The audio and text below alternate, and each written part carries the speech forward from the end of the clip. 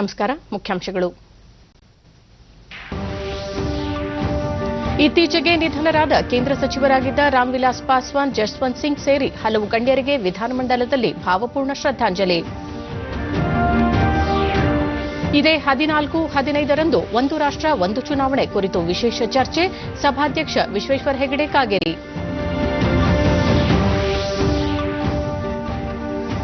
Agra metro ರೈಲು ಕಾಮಗಾರಿ ಉದ್ಘಾಟನೆ. Corona ಸೋಂಕು ಇಳಿಮುಖವಾಗುತ್ತಿದ್ದಂತೆ ಪ್ರವಾಸೋದ್ಯಮ ಚೇತರಿಕೆ ನಿರೀಕ್ಷೆ. ಪ್ರಧಾನಿ ನರೇಂದ್ರ ಮೋದಿ. ಸಿಡ್ನಿಯಲ್ಲಿ ನಾಳೆ ಭಾರತ ಆಸ್ಟ್ರೇಲಿಯಾ ನಡುವೆ ಕೊನೆಯ ಟಿ20 ಕ್ರಿಕೆಟ್ ಪಂದ್ಯ. ಇದೇ 17ರಿಂದ ಟೆಸ್ಟ್ ಸರಣಿ ಆರಂಭ. ವಾರ್ತೆಗಳ ವಿವರ.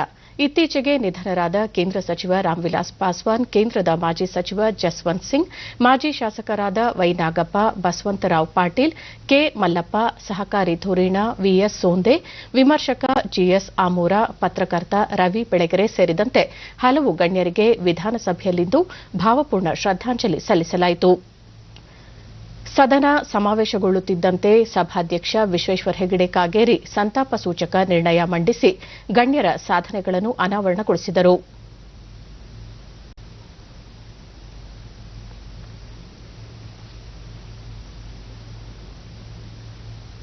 ಹಿರಿಯ ಪತ್ರಕರ್ತರಾಗಿದ್ದ ಶ್ರೀ ರವಿ ಬೆಳಗೆರೆ ಇವರುಗಳು ನಿಧನ ಹೊಂದಿರುವುದನ್ನು ಈ ಸದನಕ್ಕೆ ಅತ್ಯಂತ ವಿಷಾದದಿಂದ ತಿಳಿಯಬಯಸುತ್ತೇನೆ.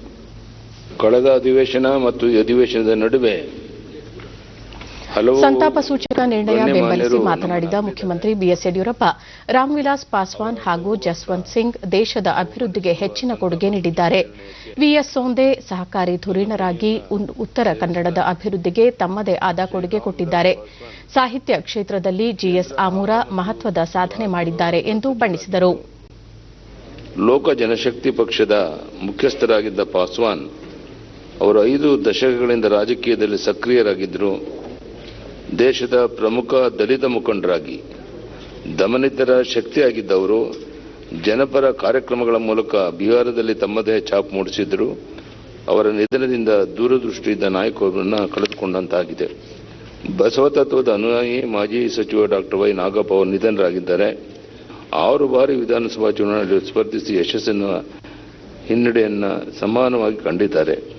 ಒಟ್ಟು 5,000 ಆಶ್ರಯ ಮನೆಗಳನ್ನು ನಿರ್ಮಿಸಿ ವಸತಿ ರಹಿತರಿಗೆ ನೆರವಾಗುವ ಮೂಲಕ ಸಾಮಾಜಿಕ ನ್ಯಾಯದ ಅನುಷ್ಠಾನಕ್ಕೆ ಮಹತ್ವ ನೀಡಿದ್ದರು. ಜಸ್ವಂತ್ ಸಿಂಗ್ ಅವರು ಅಪರೂಪದ ನಿಷ್ಠುರ ರಾಜಕಾರಣಿಯಾಗಿದ್ದರು. ಸೇನಾಧಿಕಾರಿಯಾಗಿ, ಲೇಖಕರಾಗಿ, ಕೇಂದ್ರ ಸಚಿವರಾಗಿ ಹಲವು ಹುದ್ದೆಯಲ್ಲಿ ಯಶಸ್ವಿಯಾಗಿ ನಿರ್ವಹಿಸಿದರು. ಶ್ರೀ ರಾಮ್ ವಿಲಾಸ್ ಪಾಸ್ವಾನ್. ಪ್ರತಿಪಕ್ಷ ನಾಯಕ ಸಿದ್ದರಾಮಯ್ಯ ಮಾತನಾಡಿ, ರಾಮ್ ವಿಲಾಸ್ ಪಾಸ್ವಾನ್ ಸಾಮಾಜಿಕ ಸಮಸ್ಯೆಗಳಿಗೆ ಸ್ಪಂದಿಸುತ್ತಿದ್ದ ನಾಯಕರಾಗಿದ್ದರು. ಕೇಂದ್ರದ ವಿವಿಧ ಇಲಾಖೆಗಳ ಜವಾಬ್ದಾರಿ ಹೊತ್ತಿದ್ದರು ಎಂದು ಸ್ಮರಿಸಿದರು. ಯಶಸ್ವಿಯಿಂದ ಅವರು ಬರೀ ಬಿಹಾರದ ದಲಿತ ನಾಯಕರಾಗಿರಲಿಲ್ಲ, ಇಡೀ ದೇಶದ ದಲಿತ ನಾಯಕರಾಗಿದ್ದರು, ಹಿರಿಯ ದಲಿತ ನಾಯಕರಾಗಿದ್ದರು. ನನಗೂ ಅವ್ರಿಗೂ ನಾವು ಜನತಾ ಪಾರ್ಟಿನಲ್ಲಿದ್ದಾಗ ಒಡನಾಟ ಇತ್ತು. ಆಮೇಲೆ ಲೋಕದಳ, ಜನತಾದಳ, ಜನತಾ ಪಾರ್ಟಿ ಆಗ ಬಹಳ ನಿಕಟವಾದಂತಹ ಸಂಪರ್ಕ ಇತ್ತು.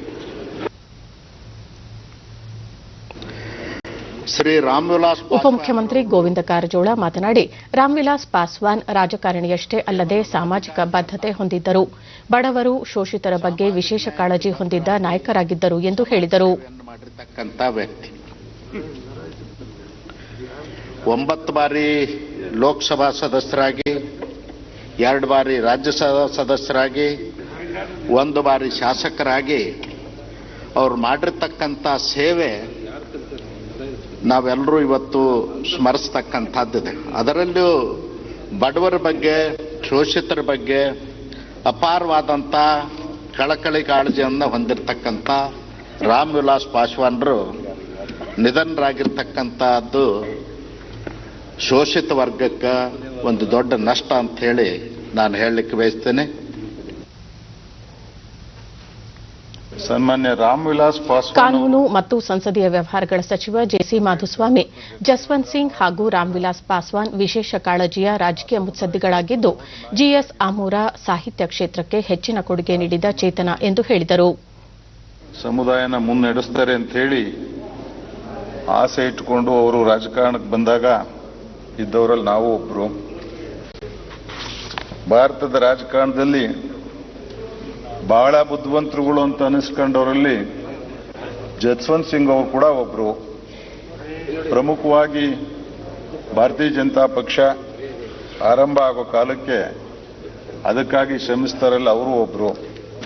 ಅಮೂರ ಅವರು ಬಹುಶಃ ಅತ್ಯಂತ ಶ್ರೇಷ್ಠ ವಿಮರ್ಶಕರಲ್ಲಿ ಒಬ್ರು, ಅತ್ಯಂತ ಶ್ರೇಷ್ಠ ವಿಮರ್ಶಕರಲ್ಲಿ. ದಿ ಕಾನ್ಸೆಪ್ಟ್ ಆಫ್ ಕಾಮಿಡಿ ಇವ್ರದ್ದು ಇಂಗ್ಲಿಷ್ ಮತ್ತು ಜರ್ಮನ್ ಅಲ್ಲಿ ಪ್ರಕಟ ಆಯಿತು. ಶ್ರೀ ರಾಮ್ವಿಲಾಸ್ ಪಾಸ್ವಾನ್ ರವರು ಜೆಡಿಎಸ್ನ ಎಚ್ಕೆ ಕುಮಾರಸ್ವಾಮಿ, ಕಾಂಗ್ರೆಸ್ನ ಯುಟಿ ಖಾದರ್, ಬಿಎಸ್ಪಿಯ ಎನ್ ಮಹೇಶ್ ಮೃತರ ಗುಣಗಾನ ಮಾಡಿದರು.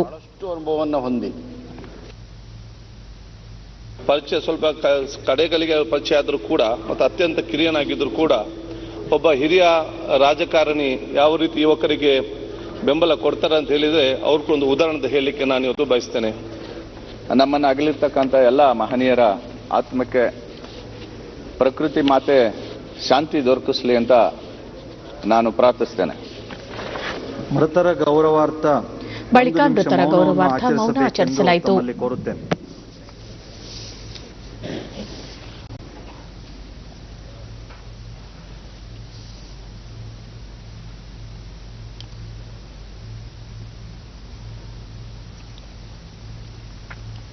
ಕೋವಿಡ್-19 ಸೋಂಕು ನಡುವೆ ಸದನದ ಕಲಾಪ ನಡೆಯುತ್ತಿದ್ದು, ಸೋಂಕು ನಿಯಂತ್ರಣಕ್ಕೆ ವಿಶೇಷ ಆದ್ಯತೆ ನೀಡಲಾಗಿದೆ. ಪ್ರತಿಯೊಬ್ಬರೂ ಸಲಹೆ ಸೂಚನೆಗಳನ್ನು ಪಾಲಿಸಬೇಕು ಎಂದು ಸಭಾಧ್ಯಕ್ಷ ವಿಶ್ವೇಶ್ವರ ಹೆಗಡೆ ಕಾಗೇರಿ ವಿಧಾನಸಭೆಯಲ್ಲಿಂದು ಸಲಹೆ ನೀಡಿದ್ದಾರೆ. ಸದನಕ್ಕೆ ಹಾಜರಾಗುವ ಸದಸ್ಯರು ಮತ್ತಿತರರಿಗಾಗಿ ಸೋಂಕು ಪತ್ತೆ ಪರೀಕ್ಷೆಗೆ ವಿಶೇಷ ವ್ಯವಸ್ಥೆ ಮಾಡಿದ್ದು, ಸೂಕ್ತ ತಪಾಸಣೆ ಮಾಡಿಸಿಕೊಂಡು ಸೋಂಕು ತಡೆಗೆ ಮಾದರಿಯಾಗಬೇಕು ಎಂದರು. ಗುಜರಾತ್ನ ಕೆವಾಡಿಯಾದಲ್ಲಿ ನವೆಂಬರ್ 25 ಮತ್ತು 26ರಂದು ನಡೆದ ಅಖಿಲ ಭಾರತ ಪೀಠಾಸೀನಾಧಿಕಾರಿಗಳ ಸಭೆಯಲ್ಲಿ ಒಂದು ಚುನಾವಣೆ ಒಂದು ದೇಶ ಕುರಿತು ಚರ್ಚೆ ನಡೆಸಲು ತೀರ್ಮಾನ ಕೈಗೊಳ್ಳಲಾಗಿದೆ. ಅದರಂತೆ ಈ ತಿಂಗಳ 14 ಮತ್ತು 15ರಂದು 2 ದಿನಗಳ ಕಾಲ ಈ ಕುರಿತು ವಿಶೇಷ ಚರ್ಚೆಗೆ ಅವಕಾಶ ಕಲ್ಪಿಸಲಾಗುವುದು ಎಂದು ಹೇಳಿದರು. ಡಿಸ್ಟೆನ್ಸ್ ಮೇಂಟೈನ್ ಮಾಡುವಂತದ್ದು, ಸ್ಯಾನಿಟೈಸ್ ಮಾಡಿಕೊಳ್ಳುವಂತದ್ದು, ಇದೆಲ್ಲದರ ಬಗ್ಗೆ ನಮ್ಮದೇ ಆದಂತಹ ವೈಯಕ್ತಿಕ ಜವಾಬ್ದಾರಿ, ಎಚ್ಚರಿಕೆಯನ್ನ ನಾವು ವಹಿಸಿಕೊಳ್ಬೇಕು. ಆಕಸ್ಮಿಕವಾಗಿ ಯಾರಿಗಾದರೂ ಯಾವುದಾದ್ರೂ ಅನಾರೋಗ್ಯದ ಲಕ್ಷಣ ಇದ್ದರೆ ಬ್ಯಾಂಕ್ವೆಟ್ ಹಾಲ್ನಲ್ಲಿ ನಾವೊಂದು ವೈದ್ಯಕೀಯ ತಂಡವನ್ನು ಇಟ್ಟಿದೆ.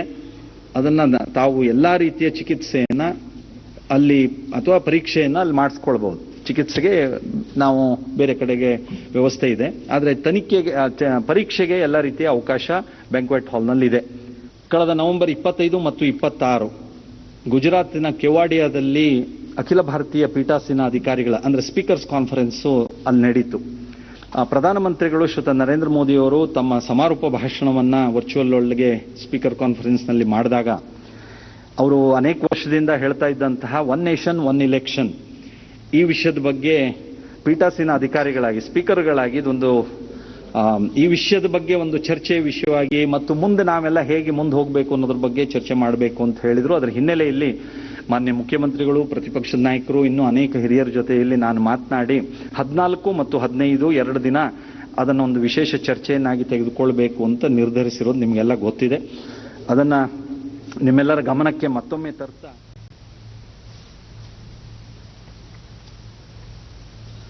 ನಂತರ ಪ್ರಶ್ನೋತ್ತರ ಕಲಾಪದಲ್ಲಿ ವಸತಿ ಸಚಿವ ವಿ ಸೋಮಣ್ಣ ಹೊಸದಾಗಿ ನಿರ್ಮಾಣವಾಗುವ ಬಡಾವಣೆಗಳಲ್ಲಿ ಮೂಲಸೌಕರ್ಯ ಕಲ್ಪಿಸಲು ವಿಶೇಷ ಆದ್ಯತೆ ನೀಡಲಾಗುವುದು. ಈ ಸಂಬಂಧ ಸ್ಥಳೀಯ ಸಂಸ್ಥೆಗಳ ಜೊತೆ ಚರ್ಚಿಸಿ ಸೂಕ್ತ ನಿರ್ದೇಶನ ನೀಡಲಾಗುವುದು ಎಂದು ಹೇಳಿದರು. ಕಟ್ಟಬೇಕು ಅಂತ ಹೊರಟಿದ್ದಂತ ಒಂದು ಇದಾಗಿ ಅವರ ಹತ್ರ ₹1 ಕೊಡೋ ಪರಿಸ್ಥಿತಿಯಲ್ಲಿಲ್ಲ. ಫಲಾನುಭವಿಗಳು 16 ಕೋಟಿ ಏನಿದೆ, ಇದಕ್ಕೆ ನಾವು ಈಗಾಗಲೇ ಬ್ಯಾಂಕ್ನವ್ರ ಹತ್ರ ಮತ್ತೊಂದು ಮಾಡಿ ಎಲ್ಲ ಅಧಿಕಾರಿಗಳಿಗೆ ಹೇಳಿದ್ದೇನೆ. ಮತ್ತೆ ಏನು ಶಿವಲಿಂಗೇಗೌಡರು ಇವಾಗ ₹6 ಕೋಟಿ ಬೇಕು ಅಂದಿದ್ದಾರೆ, ₹5 ಕೋಟಿ ಬಿಡುಗಡೆ ಮಾಡೋದಕ್ಕೂ ಕೂಡ ನಾನು ತಕ್ಷಣವೇ ಸೂಚನೆ ಕೊಡ್ತೀನಿ. ಉಳಿದಂತೆ ಇಡೀ ರಾಜ್ಯದಲ್ಲಿ ಕೂಡ ತಾಂಡಾಗಳು, ದಾಖಲೆ ರಹಿತ ಜನವಸತಿ ಪ್ರದೇಶಗಳನ್ನು ಕಂದಾಯ ಗ್ರಾಮಗಳನ್ನಾಗಿ ಮಾಡಲು ಕ್ರಮ ತೆಗೆದುಕೊಳ್ಳಲಾಗುತ್ತದೆ ಎಂದು ಕಂದಾಯ ಸಚಿವ ಆರ್ ಅಶೋಕ ತಿಳಿಸಿದ್ದಾರೆ. ಜಿಲ್ಲಾಧಿಕಾರಿಗಳಿಂದ ವರದಿ ಸದಸ್ಯರ ಪೂರಕ ಪ್ರಶ್ನೆಗಳಿಗೆ ಉತ್ತರಿಸಿದ ಅವರು, ಈಗಾಗಲೇ 100 ಗ್ರಾಮಗಳನ್ನು ಕಂದಾಯ ಗ್ರಾಮಗಳನ್ನಾಗಿ ಮಾಡಿ ಆದೇಶ ಹೊರಡಿಸಿದ್ದು, ಇನ್ನು 1419 ಜನವಸತಿ ಪ್ರದೇಶಗಳನ್ನು ಕಂದಾಯ ಗ್ರಾಮಗಳನ್ನಾಗಿ ಮಾಡಬೇಕು ಎಂದು ಪ್ರಸ್ತಾವನೆ ಸಲ್ಲಿಕೆಯಾಗಿದೆ. ಈ ಸಂಬಂಧ ಜಿಲ್ಲಾಧಿಕಾರಿಗಳ ಜೊತೆ ಸಮಾಲೋಚನೆ ನಡೆಸಿ ಸೂಕ್ತ ತೀರ್ಮಾನ ತೆಗೆದುಕೊಳ್ಳಲಾಗುವುದು ಎಂದು ಹೇಳಿದರು.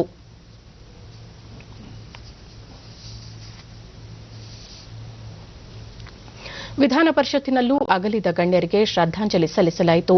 ಸಭಾಪತಿ ಪ್ರತಾಪ್ ಚಂದ್ರ ಶೆಟ್ಟಿ, ಇತ್ತೀಚೆಗೆ ನಿಧನರಾದ ಕೇಂದ್ರ ಸಚಿವರಾಗಿದ್ದ ರಾಮ್ವಿಲಾಸ್ ಪಾಸ್ವಾನ್, ಜಸ್ವಂತ್ ಸಿಂಗ್, ಮಾಜಿ ಶಾಸಕರಾದ ಶ್ರೀನಿವಾಸ ರೆಡ್ಡಿ, ಕೆ ಮಲ್ಲಪ್ಪ, ಡಾ ವೈ ನಾಗಪ್ಪ, ಸಂಗೀತ ನಿರ್ದೇಶಕ ರಾಜನ್, ಸಹಕಾರಿ ಧುರೀಣ ವಿಕೆ ಸೋಂದೆ, ಪತ್ರಕರ್ತ ರವಿ ಬೆಳಗೆರೆ ಮತ್ತಿತರ ಕೊಡುಗೆಗಳನ್ನು ಸದನದಲ್ಲಿ ಪ್ರಸ್ತಾಪಿಸಿದರು. ಕಳೆದುಕೊಂಡಂತಾಗಿದೆ. ಶ್ಯಾಮ್ ಸುಂದರ್, ಹಿರಿಯ ಪತ್ರಕರ್ತರಾದ ಶ್ಯಾಮ್ ಸುಂದರ್ ಅವರು ದಿನಾಂಕ 20/10/2020 ನಿಧನ ಹೊಂದಿರುತ್ತಾರೆ. ಕೇಂದ್ರ ಸಚಿವರಾಗಿರುವಂತಹ ರಾಮ್ವಿಲಾಸ್ ಸಭಾನಾಯಕ ಕೋಟಾ ಶ್ರೀನಿವಾಸ ಪೂಜಾರಿ ಮಾತನಾಡಿ, ರಾಮ್ವಿಲಾಸ್ ಪಾಸ್ವಾನ್ ಲೋಕಸಭಾ ಚುನಾವಣೆಯಲ್ಲಿ ಅತಿ ಹೆಚ್ಚು ಅಂತರದಿಂದ ಗೆದ್ದಿದ್ದು 9 ಬಾರಿ ಸಂಸದರಾಗಿ ಸೇವೆ ಸಲ್ಲಿಸಿದ್ದಾರೆ. ಸಾಹಿತ್ಯ ಮತ್ತು ಸಾಮಾಜಿಕ ಸಮಸ್ಯೆಗಳಿಗೆ ಸ್ಪಂದಿಸಿದ ಸಾಹಿತಿಗಳು, ಪತ್ರಕರ್ತರ ಕೊಡುಗೆಯೂ ಅನನ್ಯ ಎಂದರು. ಧ್ವನಿ ಕೊಡುವಂತಹ ಕೆಲಸಗಳಲ್ಲಿ ನಿರತರಾಗಿ ಯಶಸ್ವಿಯಾದವರು. ಅವರಲ್ಲಿರುವಂತಹ ವಿಶೇಷ ಅಂತ ಹೇಳಿದ್ರೆ, ಕೇಂದ್ರದಲ್ಲಿ ಯಾವುದೇ ಸರ್ಕಾರ ಬರಲಿ, ಪಾಸ್ವಾನ್ ಅದರಲ್ಲಿ ಮಂತ್ರಿಯಾಗುವ ಅದೃಷ್ಟವಂತ ರಾಜಕಾರಣಿ ಅನ್ನುವಂತ ಒಂದು ಪ್ರಶಂಸೆಯ ಮಾತುಗಳಿತ್ತು.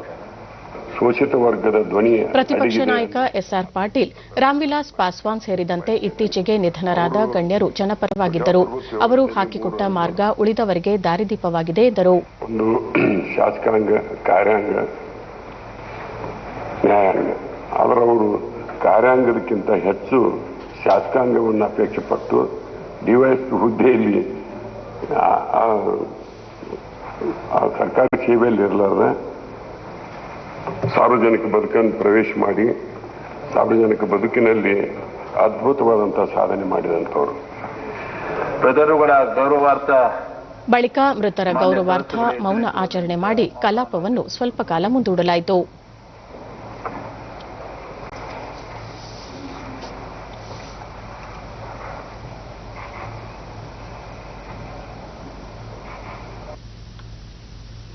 ಪ್ರಧಾನಿ ನರೇಂದ್ರ ಮೋದಿ ಅವರಿಂದು ಆಗ್ರಾ ಮೆಟ್ರೋ ಕಾಮಗಾರಿಗೆ ಶಿಲಾನ್ಯಾಸ ನೆರವೇರಿಸಿದರು.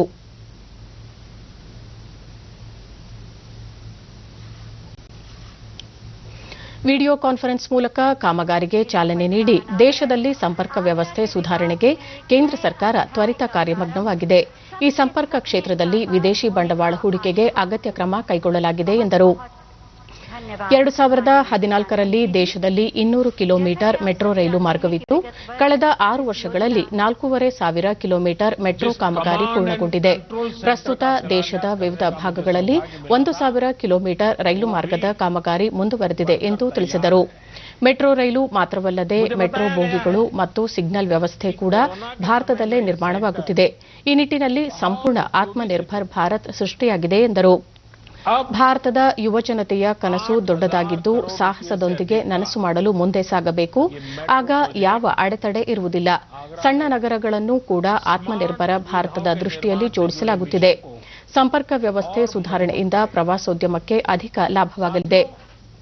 ಕೋವಿಡ್-19 ಸೋಂಕು ಇಳಿಮುಖಗೊಳ್ಳುತ್ತಿರುವಂತೆ ಪ್ರವಾಸೋದ್ಯಮ ಕ್ಷೇತ್ರದ ವೈಭವ ಮತ್ತೆ ಮರಳಲಿದೆ ಎಂದು ತಿಳಿಸಿದರು. ಹಳೆಯ ಶತಮಾನದ ಕಾನೂನುಗಳನ್ನು ಇಟ್ಟುಕೊಂಡು ಮುಂದಿನ ನೂತನ ಶತಮಾನದ ನಿರ್ಮಾಣ ಸಾಧ್ಯವಿಲ್ಲ. ಸುಧಾರಣಾ ಪ್ರಕ್ರಿಯೆ ನಿರಂತರವಾಗಿ ನಡೆಯುತ್ತಿರಬೇಕು ಎಂದರು.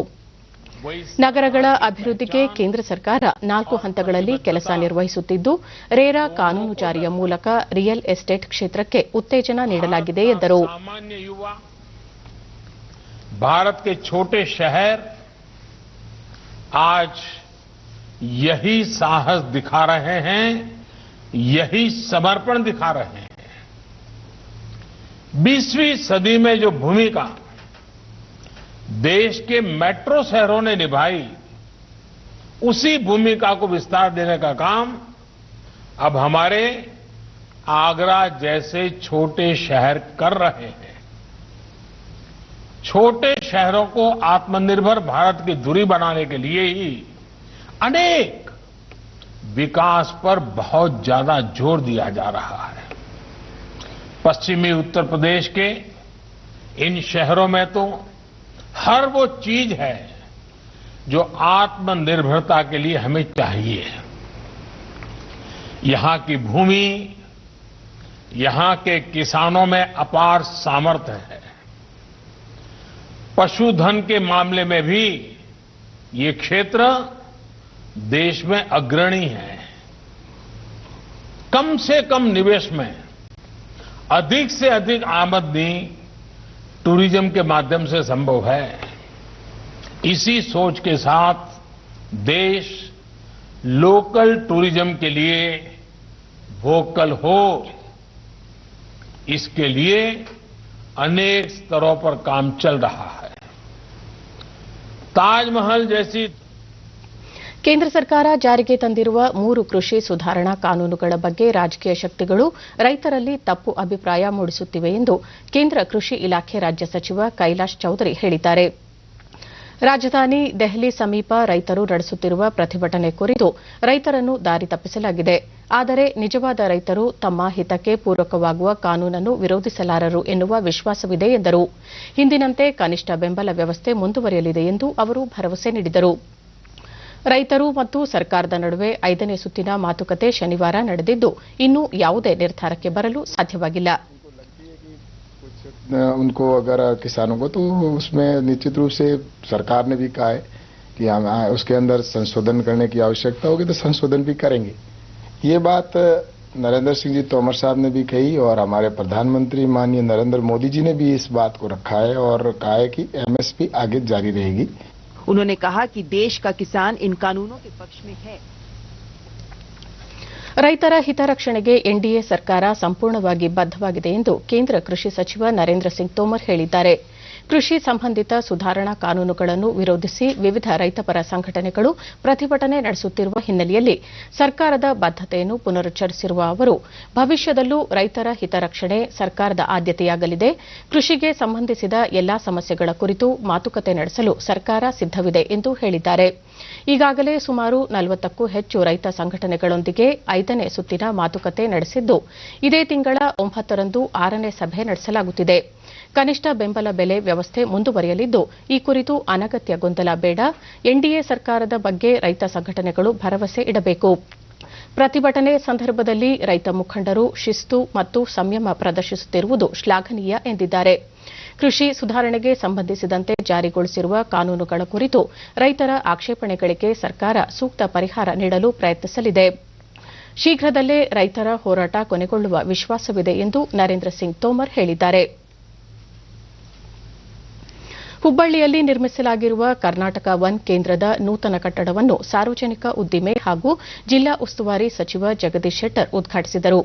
ಕಾರ್ಯಕ್ರಮದಲ್ಲಿ ಕೇಂದ್ರ ಸಂಸದೀಯ ವ್ಯವಹಾರಗಳು, ಗಣಿ ಮತ್ತು ಕಲ್ಲಿದ್ದಲು ಸಚಿವ ಪ್ರಹ್ಲಾದ್ ಜೋಶಿ, ಶಾಸಕರಾದ ಪ್ರಸಾದ್, ಅಬ್ಬಯ್ಯ ಮತ್ತಿತರರು ಉಪಸ್ಥಿತರಿದ್ದರು. ಈ ಕೇಂದ್ರದಲ್ಲಿ 26 ಇಲಾಖೆಯ 64 ಸೇವೆಗಳು ಲಭ್ಯವಿರುವುದರಿಂದ ಸಾರ್ವಜನಿಕರಿಗೆ ಸಹಕಾರಿಯಾಗಲಿದೆ. ನಂತರ ಕಾರ್ಯಕ್ರಮದಲ್ಲಿ ಪಾಲಿಕೆ ವತಿಯಿಂದ ವಿದ್ಯಾರ್ಥಿಗಳಿಗೆ ಲ್ಯಾಪ್ಟಾಪ್ಗಳನ್ನು ವಿತರಿಸಲಾಯಿತು.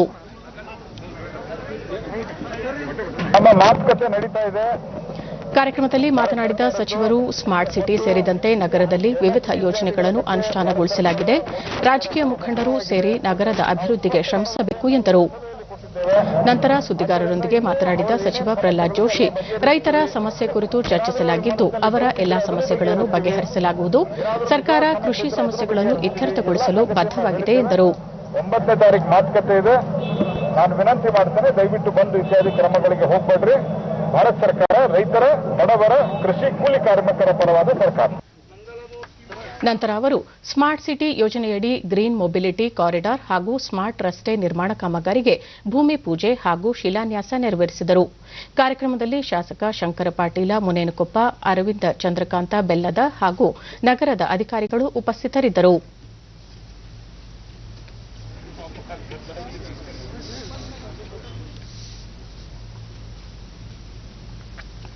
ಮುಂಗಾರು ಹಂಗಾಮಿನಲ್ಲಿ ಕರ್ನಾಟಕ ಸೇರಿದಂತೆ ಹಲವು ರಾಜ್ಯಗಳಿಂದ 45,24,000 ಮೆಟ್ರಿಕ್ ಟನ್ ಬೇಳೆಕಾಳುಗಳು ಮತ್ತು ತೈಲ ಬೀಜಗಳನ್ನು ಕನಿಷ್ಠ ಬೆಂಬಲ ಬೆಲೆ ಯೋಜನೆಯಡಿ ಖರೀದಿಸಲು ಅನುಮತಿ ನೀಡಲಾಗಿದೆ ಎಂದು ಕೇಂದ್ರ ಕೃಷಿ ಸಚಿವಾಲಯ ತಿಳಿಸಿದೆ. ವಿವಿಧ ಉತ್ಪನ್ನಗಳನ್ನು ಬೆಂಬಲ ಬೆಲೆ ಯೋಜನೆಯಡಿ ಖರೀದಿಸುವ ಪ್ರಕ್ರಿಯೆಯನ್ನು ಮುಂದುವರೆಸಲಾಗಿದ್ದು, ಈವರೆಗೆ 32.62 ಲಕ್ಷ ರೈತರಿಂದ ಮುಂಗಾರು ಮಾರುಕಟ್ಟೆ ಋತುವಿನಲ್ಲಿ ಭತ್ತ ಖರೀದಿ ಮಾಡಲಾಗಿದೆ. 63,563 ಕೋಟಿ ರೂಪಾಯಿ ಮೊತ್ತದ ಭತ್ತ ಖರೀದಿಸಲಾಗಿದೆ. ಕಳೆದ ವರ್ಷಕ್ಕೆ ಹೋಲಿಸಿದರೆ ಶೇಕಡಾ 20.27ರಷ್ಟು ಪ್ರಗತಿ ಸಾಧಿಸಲಾಗಿದೆ. ಹಿಂದಿನ ವರ್ಷ 280 ಲಕ್ಷ ಮೆಟ್ರಿಕ್ ಟನ್ ಭತ್ತ ಖರೀದಿಸಿದ್ದು, ಈ ಬಾರಿ ಇದರ ಪ್ರಮಾಣ 36 ಲಕ್ಷ ಟನ್ಗೆ ಏರಿಕೆಯಾಗಿದೆ. ಸೌರಶಕ್ತಿ ಮತ್ತು ಕೈಗಾರಿಕೆಗಳ ಪರಿವರ್ತನೆಗೆ ಸಂಬಂಧಿಸಿ ಭಾರತ ವಹಿಸಿದ ನೇತೃತ್ವವನ್ನು ವಿಶ್ವಸಂಸ್ಥೆ ಶ್ಲಾಘಿಸಿದೆ. ಕೇಂದ್ರ ಪರಿಸರ ಹಾಗೂ ಪ್ರಸಾರ ಖಾತೆ ಸಚಿವ ಪ್ರಕಾಶ್ ಜಾವಡೇಕರ್ ಟ್ವೀಟ್ ಮೂಲಕ ಈ ಮಾಹಿತಿ ಹಂಚಿಕೊಂಡಿದ್ದಾರೆ. ಸೌರಶಕ್ತಿ ಬಳಕೆಗೆ ಸಂಬಂಧಿಸಿ ಭಾರತ ಕೈಗೊಂಡಿರುವ ಕ್ರಮಗಳನ್ನು ವಿಶ್ವಸಂಸ್ಥೆ ಪ್ರಶಂಸಿಸಿದ್ದು, ಕೈಗಾರಿಕಾ ಕ್ಷೇತ್ರದಲ್ಲಿ ತಂದಿರುವ ಪರಿವರ್ತನಾ ಕ್ರಮಗಳನ್ನು ವಿಶ್ವಸಂಸ್ಥೆ ಶ್ಲಾಘಿಸಿದೆ. ಇದರಿಂದ ಭಾರತಕ್ಕೆ ಮತ್ತೊಂದು ಗರಿ ಮೂಡಿದೆ. ಇದರಿಂದ ಜಾಗತಿಕ ತಾಪಮಾನ ಗುರಿಗಳನ್ನು ಸಾಧಿಸಲು ಹೆಚ್ಚಿನ ಬಲ ತುಂಬಿದಂತಾಗಿದೆ ಎಂದು ಅವರು ಅಭಿಪ್ರಾಯಪಟ್ಟಿದ್ದಾರೆ. ಇಂದು ಸಶಸ್ತ್ರ ಪಡೆಗಳ ಧ್ವಜ ದಿನ. ದೇಶದ ಯೋಧರು, ನಾವಿಕರು ಮತ್ತು ವಾಯುಪಡೆ ಸೇನಾನಿಗಳಿಗೆ ಗೌರವ ಸಲ್ಲಿಸುವ ಉದ್ದೇಶದಿಂದ 1949ರ ಡಿಸೆಂಬರ್ 7ರಿಂದ ಧ್ವಜ ದಿನವನ್ನು ಆಚರಿಸುತ್ತಾ ಬರಲಾಗುತ್ತಿದೆ. ದೇಶದ ಗಡಿ ಕಾಯುವ ಯೋಧರಿಗೆ ನಮನ ಸಲ್ಲಿಸುವ ಉದ್ದೇಶದಿಂದ ಎಲ್ಲೆಡೆ ಧ್ವಜ ದಿನವನ್ನು ಆಚರಿಸಲಾಗುತ್ತಿದೆ. ಯುದ್ಧ ಮತ್ತು ಶಾಂತಿಕಾಲದಲ್ಲಿ ರಾಷ್ಟ್ರ ರಕ್ಷಣೆಗೆ ತಮ್ಮನ್ನು ತೊಡಗಿಸಿಕೊಂಡಿರುವ ಯೋಧರನ್ನು ಗೌರವಿಸುವ ಹಾಗೂ ಅವರಿಗೆ ನೈತಿಕ ಸ್ಥೈರ್ಯ ತುಂಬಲು ಈ ದಿನ ಅತ್ಯಂತ ಮಹತ್ವದ್ದಾಗಿದೆ.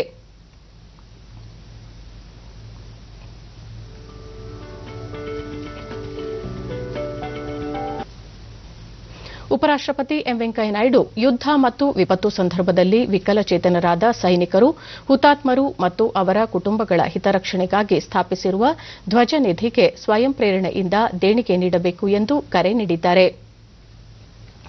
ಕೇಂದ್ರ ಭೂ ಸಾರಿಗೆ ಮತ್ತು ಹೆದ್ದಾರಿ ಖಾತೆ ಸಚಿವ ನಿತಿನ್ ಗಡ್ಕರಿ ಧ್ವಜ ದಿನಕ್ಕೆ ಶುಭ ಕೋರಿದ್ದಾರೆ.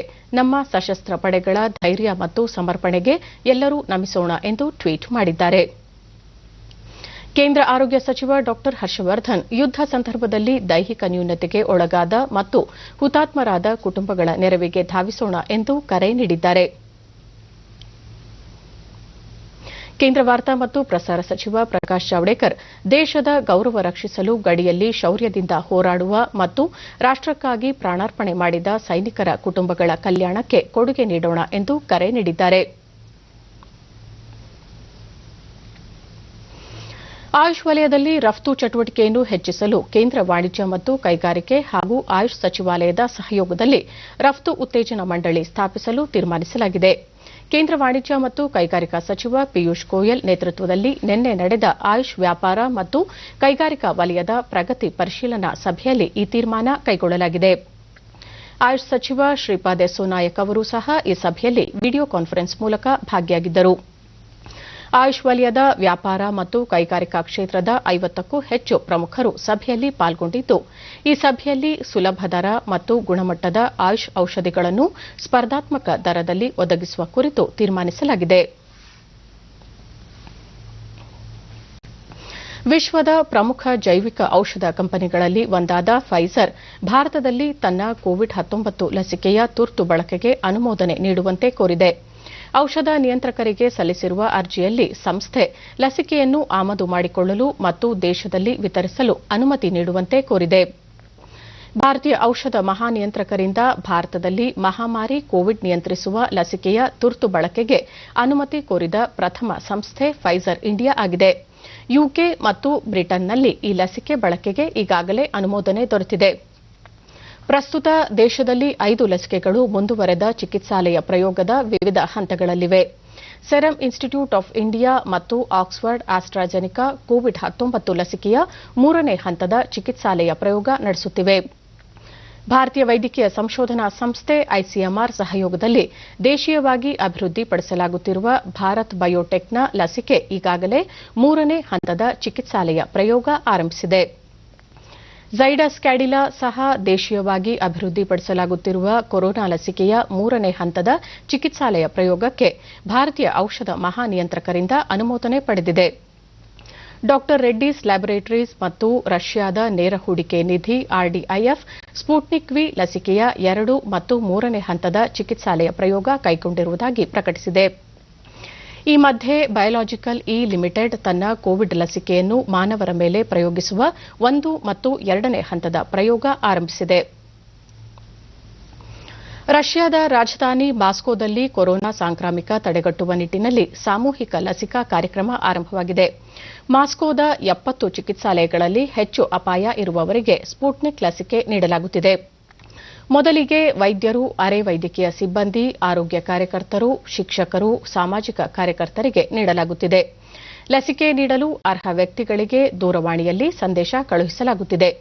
ರಷ್ಯಾದ ರಾಷ್ಟ್ರಾಧ್ಯಕ್ಷ ವ್ಲಾಡಿಮಿರ್ ಪುಟಿನ್ ಅವರು ಮಾರಕ ಕೊರೋನಾ ನಿಗ್ರಹಕ್ಕಾಗಿ ಸಾಮೂಹಿಕ ಲಸಿಕೆ ನೀಡಿಕೆ ಕಾರ್ಯಕ್ರಮಕ್ಕೆ ಆದೇಶ ನೀಡಿದ್ದರು. ರಷ್ಯಾದಲ್ಲಿ ಈಗಾಗಲೇ 1 ಲಕ್ಷ ಜನರಿಗೆ ಕೊರೋನಾ ವಿರುದ್ಧ ಸ್ಪುಟ್ನಿಕ್ ಲಸಿಕೆ ನೀಡಲಾಗಿದೆ.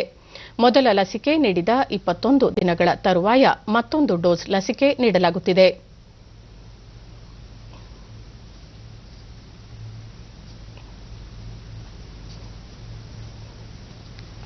ದೇಶದಲ್ಲಿ ಕೊರೋನಾ ಸೋಂಕಿತರ ಪ್ರಮಾಣ ಕಡಿಮೆಯಾಗುತ್ತಿದ್ದು, ಚೇತರಿಕೆಯ ಪ್ರಮಾಣ 94.45% ಏರಿಕೆಯಾಗುತ್ತಿದೆ. ಕಳೆದ 24 ಗಂಟೆಗಳಲ್ಲಿ 36,981 ಹೊಸ ಪ್ರಕರಣ ದೃಢಪಟ್ಟಿದ್ದು, ಒಟ್ಟಾರೆ ಸೋಂಕಿತರ ಸಂಖ್ಯೆ 96,77,203ಕ್ಕೆ ಏರಿಕೆಯಾಗಿದೆ. ಸೋಂಕಿತರ ಚೇತರಿಕೆಯ ಪ್ರಮಾಣದಲ್ಲಿ ಏರಿಕೆಯಾಗುತ್ತಿದ್ದು, ಒಟ್ಟು 91,39,901 ಸೋಂಕಿತರು ಗುಣಮುಖರಾಗಿದ್ದಾರೆ. ಒಂದೇ ದಿನ 391 ಮಂದಿ ಮೃತಪಟ್ಟಿದ್ದು, ಇದುವರೆಗೂ ಒಟ್ಟು 1,40,40,573 ಮಂದಿ ಸಾವನ್ನಪ್ಪಿದ್ದಾರೆ. ಮರಣ ದರ 1.45ರಷ್ಟಿದೆ. 3,96,729 ಸೋಂಕಿತರು ವಿವಿಧ ಆಸ್ಪತ್ರೆಗಳಲ್ಲಿ ಚಿಕಿತ್ಸೆ ಪಡೆಯುತ್ತಿದ್ದು, ಸಕ್ರಿಯ ಪ್ರಕರಣಗಳ ಪ್ರಮಾಣ 4.10ರಷ್ಟಿದೆ.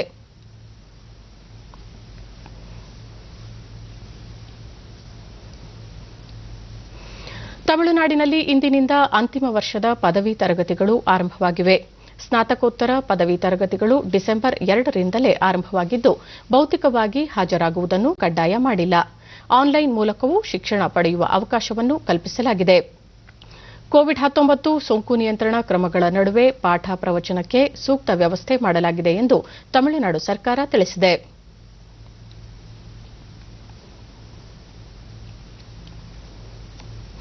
ದೆಹಲಿಯಲ್ಲಿ 5 ಭಯೋತ್ಪಾದಕರನ್ನು ಬಂಧಿಸಲಾಗಿದೆ.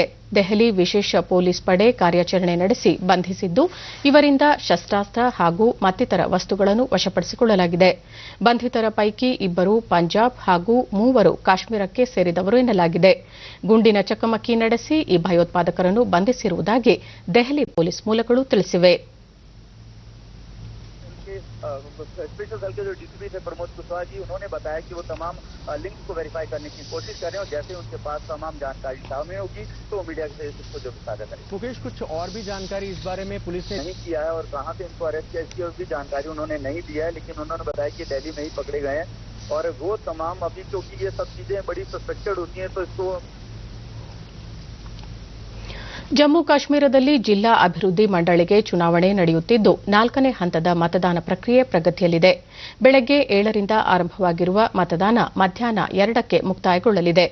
ಕಾಶ್ಮೀರ ಮತ್ತು ಜಮ್ಮು ವಿಭಾಗದಲ್ಲಿ ತಲಾ 17 ಸ್ಥಾನಗಳಿಗೆ ಚುನಾವಣೆ ನಡೆಯುತ್ತಿದ್ದು, 48 ಮಹಿಳೆಯರನ್ನು ಒಳಗೊಂಡಂತೆ 138 ಅಭ್ಯರ್ಥಿಗಳು ಕಣದಲ್ಲಿದ್ದಾರೆ. ಈ ಮಧ್ಯೆ 266 ಪಂಚ ಹಾಗೂ ಸರಪಂಚ ಸ್ಥಾನಗಳಿಗೂ ಸಹ ಉಪಚುನಾವಣೆ ನಡೆಯುತ್ತಿದೆ.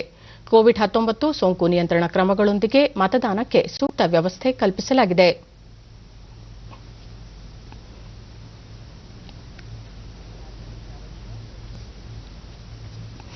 ಭಾರತ ಆಸ್ಟ್ರೇಲಿಯಾ ನಡುವೆ ನಾಳೆ ಟಿ20 ಸರಣಿಯ 3ನೇ ಹಾಗೂ ಕೊನೆಯ ಪಂದ್ಯ ನಡೆಯಲಿದೆ. ಈಗಾಗಲೇ ಟಿ20 ಸರಣಿ ಕೈವಶ ಮಾಡಿಕೊಂಡಿರುವ ಭಾರತ ನಾಳಿನ ಪಂದ್ಯದಲ್ಲೂ ಗೆಲ್ಲುವ ವಿಶ್ವಾಸದಲ್ಲಿದೆ. ಬಳಿಕ ಇದೇ ತಿಂಗಳ 17ರಿಂದ 4 ಪಂದ್ಯಗಳ ಟೆಸ್ಟ್ ಸರಣಿ ಆರಂಭವಾಗಲಿದೆ. ಸಿಡ್ನಿಯಲ್ಲಿ ನಿನ್ನೆ ನಡೆದ 2ನೇ ಪಂದ್ಯದಲ್ಲಿ ಆತಿಥೇಯ ಆಸ್ಟ್ರೇಲಿಯಾ ವಿರುದ್ಧ 6 ವಿಕೆಟ್ ಜಯ ಸಾಧಿಸಿ ಸರಣಿಯಲ್ಲಿ 2-0 ಅಂತರದ ಮುನ್ನಡೆ ಕಾಯ್ದುಕೊಂಡಿತು. ಆಸ್ಟ್ರೇಲಿಯಾ ನೀಡಿದ್ದ 195 ರನ್ಗಳ ಗೆಲುವಿನ ಗುರಿಯನ್ನು ಯಶಸ್ವಿಯಾಗಿ ಮುಟ್ಟಿದ ಭಾರತ ಸರಣಿ ಗೆಲುವಿನ ಸಂಭ್ರಮ ಆಚರಿಸಿತು. ಭಾರತ ಪರ ಆರಂಭಿಕ ಆಟಗಾರ ಕರ್ನಾಟಕದ ಕೆಎಲ್ ರಾಹುಲ್ 30 ರನ್ ಗಳಿಸಿದರೆ, ಶಿಖರ್ ಧವನ್ ಅರ್ಧಶತಕ ಸಿಡಿಸಿ ಔಟಾದರು. ನಾಯಕ ವಿರಾಟ್ ಕೊಹ್ಲಿ 40 ರನ್ ಹಾಗೂ 42 ರನ್ ಸಿಡಿಸಿದ ಹಾರ್ದಿಕ್ ಪಾಂಡ್ಯ ಭಾರತಕ್ಕೆ ಗೆಲುವು ತಂದುಕೊಟ್ಟರು. ತಂಡವನ್ನು ಗೆಲುವಿನ ದಡ ಸೇರಿಸಿದ ಹಾರ್ದಿಕ್ ಪಾಂಡ್ಯ ಪಂದ್ಯ ಪುರುಷ ಪ್ರಶಸ್ತಿಗೆ ಪಾತ್ರರಾದರು. 95 रनों का टारगेट दिया। जवाब में टीम इंडिया ने 19 ओवर और 4 गेंदों में 4 विकेट गंवा। ಕೊನೆಯಲ್ಲಿ ಮತ್ತೊಮ್ಮೆ ಮುಖ್ಯಾಂಶಗಳು. ಇತ್ತೀಚೆಗೆ ನಿಧನರಾದ ಕೇಂದ್ರ ಸಚಿವರಾಗಿದ್ದ ರಾಮ್ವಿಲಾಸ್ ಪಾಸ್ವಾನ್, ಜಸ್ವಂತ್ ಸಿಂಗ್ ಸೇರಿ ಹಲವು ಗಣ್ಯರಿಗೆ ವಿಧಾನಮಂಡಲದಲ್ಲಿ ಭಾವಪೂರ್ಣ ಶ್ರದ್ಧಾಂಜಲಿ. ಇದೇ 14-15ರಂದು ಒಂದು ರಾಷ್ಟ್ರ ಒಂದು ಚುನಾವಣೆ ಕುರಿತು ವಿಶೇಷ ಚರ್ಚೆ, ಸಭಾಧ್ಯಕ್ಷ ವಿಶ್ವೇಶ್ವರ ಹೆಗಡೆ ಕಾಗೇರಿ. ಆಗ್ರಾ ಮೆಟ್ರೋ ರೈಲು ಕಾಮಗಾರಿ ಉದ್ಘಾಟನೆ, ಕೊರೋನಾ ಸೋಂಕು ಇಳಿಮುಖವಾಗುತ್ತಿದ್ದಂತೆ ಪ್ರವಾಸೋದ್ಯಮ ಚೇತರಿಕೆ ನಿರೀಕ್ಷೆ, ಪ್ರಧಾನಿ ನರೇಂದ್ರ ಮೋದಿ. ಸಿಡ್ನಿಯಲ್ಲಿ ನಾಳೆ ಭಾರತ ಆಸ್ಟ್ರೇಲಿಯಾ ನಡುವೆ ಕೊನೆಯ ಟಿ20 ಕ್ರಿಕೆಟ್ ಪಂದ್ಯ. ಇದೇ 17ರಿಂದ ಟೆಸ್ಟ್ ಸರಣಿ ಆರಂಭ. ನಮ್ಮ ವಾರ್ತಾ ಪ್ರಸಾರವನ್ನು ನೀವು ಡಿಡಿ ಚಂದನ ನ್ಯೂಸ್ ಯೂಟ್ಯೂಬ್ ಚಾನೆಲ್ನಲ್ಲೂ ವೀಕ್ಷಿಸಬಹುದು. ನಮ್ಮ ಮುಂದಿನ ವಾರ್ತಾ ಪ್ರಸಾರ ಸಂಜೆ 4:30 ಡಿಡಿ ಚಂದನದಲ್ಲಿ. ನಮಸ್ಕಾರ.